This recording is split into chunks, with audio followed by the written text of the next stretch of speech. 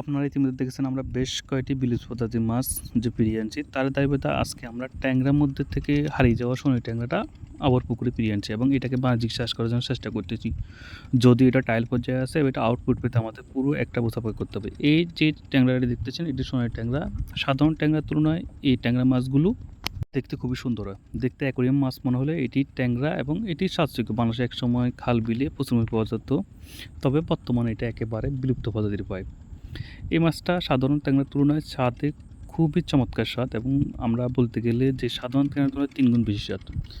আপনাদেরকে আরেকটা যে বলি যে আমরা সাধারণ ট্যাংরা যেখানে পাইকারিতে 600 টাকা কেজি বিক্রি করি, সেখানে এই ট্যাংরাগুলো অনায়াসে 1200 টাকা কেজিতে বিক্রি করা যায় এবং বাজারের প্রচুর চাহিদা।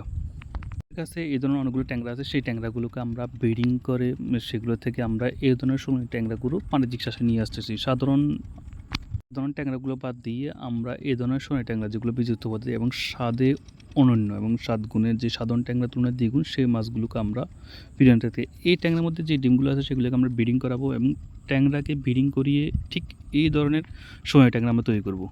2-1 বছরের মধ্যে এটাকে আমরা কমার্শিয়াল চাষে অন্তর্ভুক্ত করব।